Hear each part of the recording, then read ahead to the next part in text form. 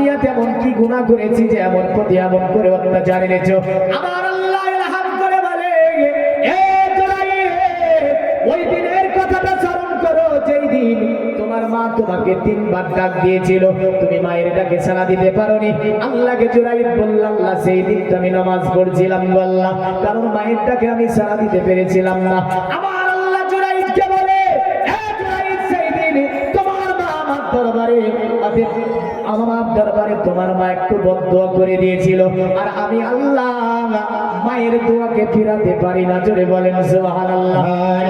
আল্লাহর কাছে বারবার কাকুতি মিনতি করলো, আমার আল্লাহ পাকটা থেকে তাকে রেহাই করলো, কারণ আমার আল্লাহ বলে, কুলিল্লাহুম্মা মালিকাল মুলকি তুতিল মুলকা মান তাশাউ ওয়া তানজিউল মুলকা মিম্মান তাশাউ ওয়া তুইজ্জু মান তাশাউ ওয়া তুজিল্লু মান তাশাউ বিয়াদিকাল খায়র ইন্নাকা আলা কুল্লি শাইইন কাদির। এই সমগ্র সাম্রাজ্যের মালিক হচ্ছেন আমার আল্লাহ। যাকে তিনি ইচ্ছা করে সাম্রাজ্য দান করেন, যাকে তিনি ইচ্ছা করেন যার কাছ থেকে ইচ্ছা করেন সাম্রাজ্যকে ছিনিয়ে নেন, যাকে তিনি ইচ্ছা করেন মালদার বানিয়ে দেন, যাকে তিনি ইচ্ছা করেন মালদার থেকে ফকির বানিয়ে দেন, আবার ফকির থেকে মালদার বানিয়ে দেন।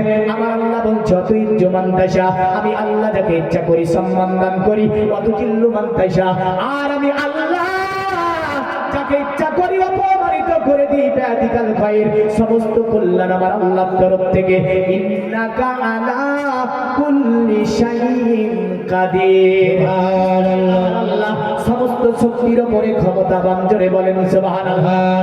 দুনিয়ার নবীর মুসলমান, রিকোয়েস্ট করে বলে যাবা দুনিয়ার জমিনে কখনোই বাবা মার অবাধ্য হবেন না। রাসূলুল্লাহ বারবার বলেছেন, যারা বাবা মার অবাধ্য সন্তান, এমন করে যারা আপনার নিজের চাচা থেকে নিয়ে নিজের আত্মীয় স্বজনকে ছিন্ন করে, রাসূলের একটা হাদিসে এরকম ভাবে রয়েছে।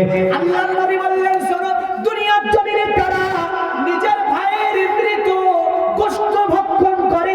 সাহাবীরা তাজ্জুব হয়ে বলল, ইয়া রাসূলুল্লাহ, এটা কেমন করে হতে পারে যে নিজের ভাইয়ের মরে গেছে ওই গোশত কি করে আরেকজন ভক্ষণ করতে পারে? নবী বললেন, এমন মানুষ দুনিয়ার জমিনে আছে যারা নিজের ভাইয়ের মৃত ভাইয়ের গোশতকে ভক্ষণ করে।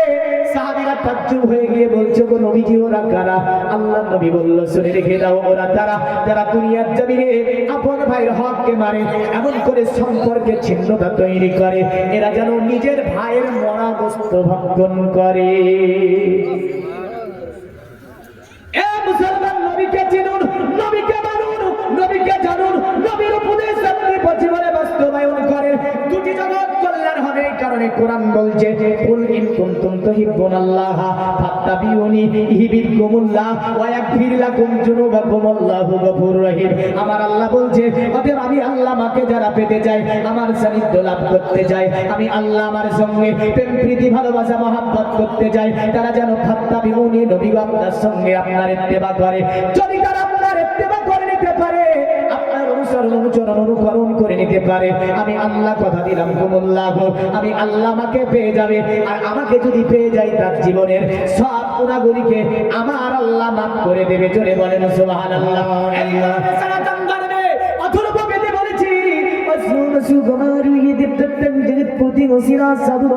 নামাজটি সবার যে গুনাহ নিবিতম চিরোরান্না সোনা কোনাং হইনা প্রতি মুক্তি নিক্রলিঙ্গ চতুর্দশান কোটি সৌনিয়ন সাতিং অথো ভবিষ্যন্তি মানসি বিসদানিবে বসুদি বাংলা গাতি পুণ্যগন্ধানি স্পৃশম পরজন পদানন্দে। হাদিস কি রাসূল বলল, শুনে রেখে দে, দুনিয়ার জমিনে এমন একজন মহান মানব হবে যিনি, তার মধ্যে তিনি সর্বমানব, বিশ্ব মানব হবেন তিনি, মানে তার সঙ্গে আর কারো তুলনা করা হবে না। তিনি অন্য কেউ নয় গো, তিনি হচ্ছে অতএব অবতার কলির কলকি। এই অবতার কলির কলকি বলতে গিয়ে তিনি হচ্ছে সুমতির ছেলে।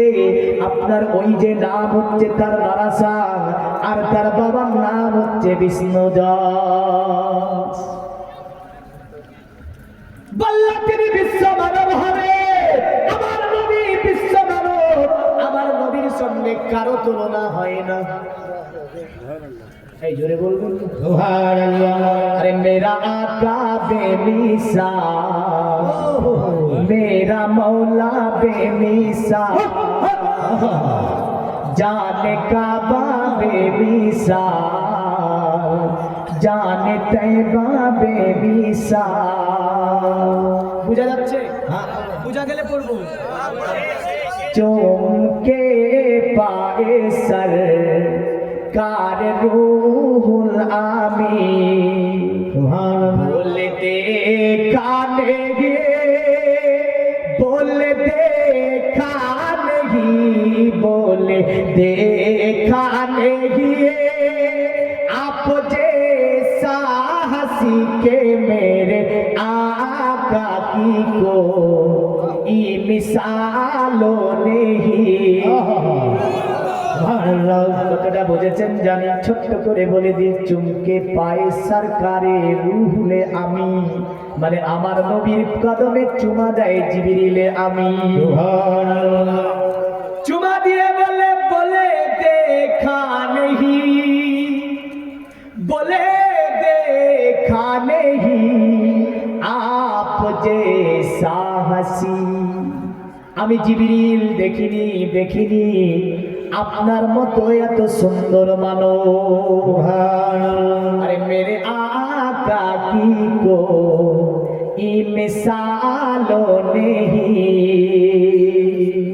मेरा आका बेमिसाल, मेरा मौला बेमिसाल, जाने काबा बेमिसाल, जाने तैबा बेमिसाल, बेमिसाल बेमिसाल बेमिसाल बेमिसाल, मेरे आका की कोई मिसालों ने।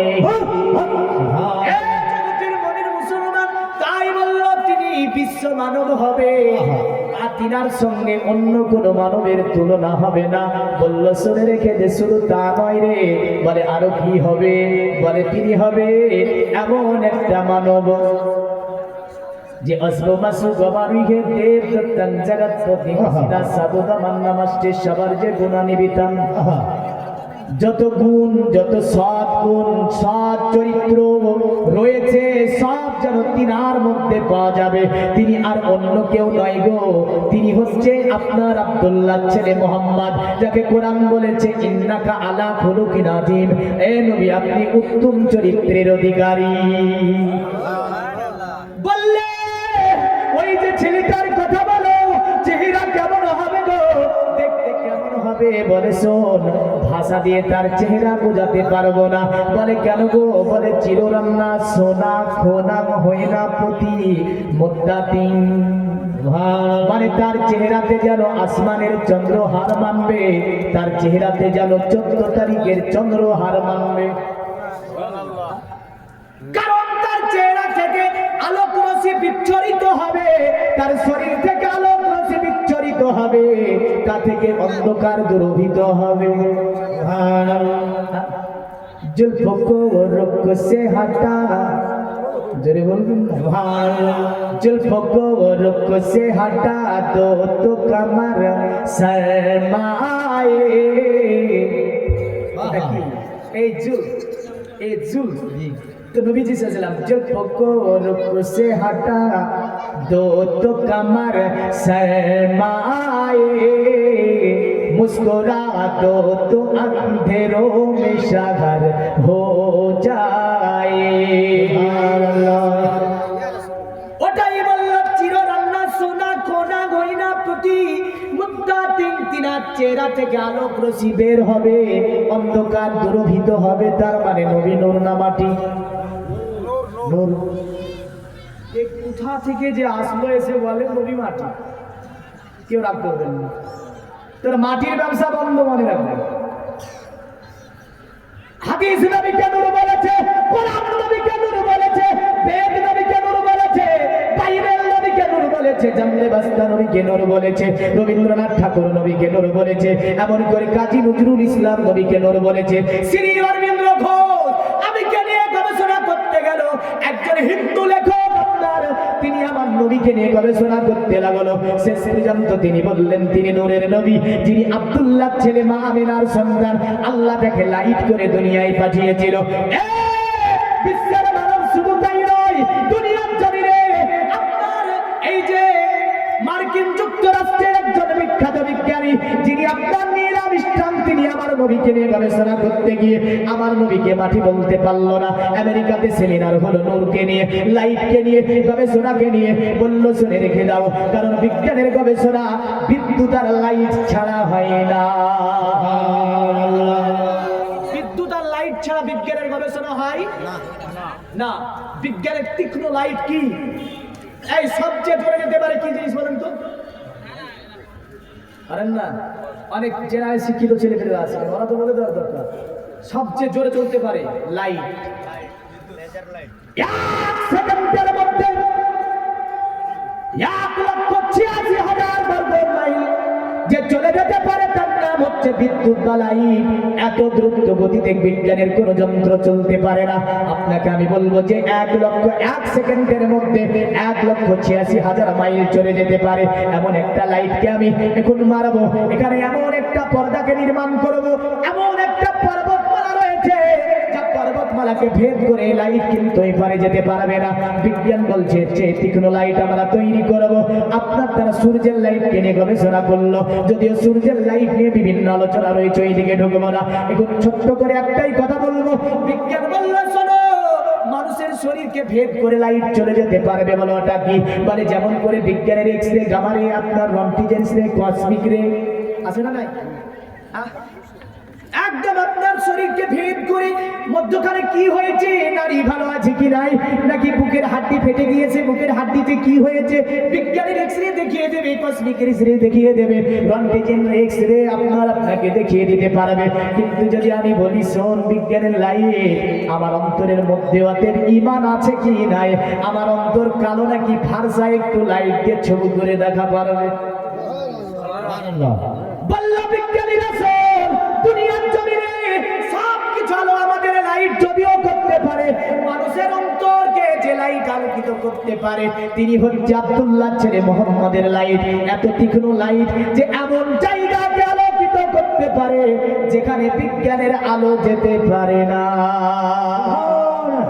আরে তাকবীর, আরে সালাত, কোরআনের আলো, ওই আল্লাহ কা দামান, আল্লাহ হযরত কে দামান, আশরাফুল আউলিয়া কা দামান।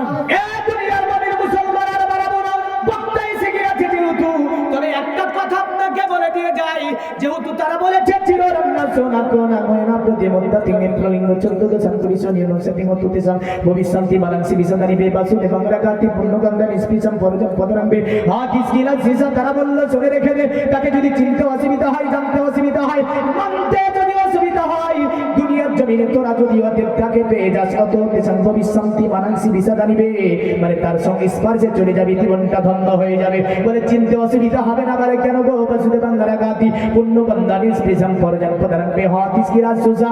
এই কারণে চিনতে অসুবিধা হবে না। তিনি যে রাস্তা দিয়ে ভ্রমণ করে যাবে, ওই রাস্তাতে কয়েকদিন ধরে তিনার গায়ের ঘ্রাণ পাওয়া যাবে। আর অন্য কেউ নাই গো। হাদিস দেখলে বোঝা যায়, আনাস রাদিয়াল্লাহু তাআলা আনন্দ নবী সাল্লাল্লাহু আলাইহি সাল্লাম লাম আসলুকু তরিকান ফাবাদু ইল্লা ফাকাত সালাগু মিন তাইয়্যিবার কি। আনাস বলেছেন আমার নবী যে রাস্তা দিয়ে ভ্রমণ করত, কয়েকদিন ধরে নবীজির গায়ের ঘ্রাণ আমরা যেন পেয়ে যেতাম। জোরে বলেন সুবহানাল্লাহ। যদি আপনার মন্ত্রী শিশির শব্দ বলেছে পৌরজান পদারাং বে হাদিস কিরাত সুসা, আর কোরআনের ভাষায় এইভাবে আছে না ফাতাহানা লাকুম ফাতহাম মুবিনা। এই নবী আপনার জীবনের উত্তমতম বিজয় হচ্ছে 630 খ্রিস্টাব্দের দিনটা, কারণ যেই দিন দলে দলে দলে দলে মানুষের আসার পরে আপনার হাতে হাত দেওয়ার পরে কলেমা পড়ে ইসলাম ধর্ম গ্রহণ করে নিয়েছিল, ওটাই হচ্ছে পৌরজান পদারাংবে হাদিস কিরাত সুসা। তারা বলল গ্রামগঞ্জে থেকে একদিন মানুষ দলে দলে এসে ওই ব্যক্তির কাছে কলেমা পড়ে ইসলাম ধর্ম গ্রহণ করবে, তিনি হচ্ছে মুহাম্মদুর রাসূলুল্লাহ সাল্লাল্লাহু আলাইহি ওয়াসাল্লাম। আল্লাহ পাক নবীর সঙ্গে প্রেম প্রীতি ভালোবাসা মহব্বত রেখে দুনিয়ার জমিনে আমাদের সকলকে 5 ওয়াক্ত নামাজ পড়ার তৌফিক দান করে। আই জোরে বলেন আল্লাহু আমিন। নামাজ পড়বেন তো? দুইজন ব্যক্তি হাত তুলে বলেন তো 5 ওয়াক্ত না পড়লে 1 ওয়াক্ত পড়বো। বিয়ের সময়? আরে বাবা, বিয়ের সময় বলে দিয়েছে গো। হাজিরের দিনে 1000 টাকা দান করেছে আল্লাহ, হাজিরের দিনের দানকে আপনি কবুল করুন। আল্লাহ উদ্দেশ্য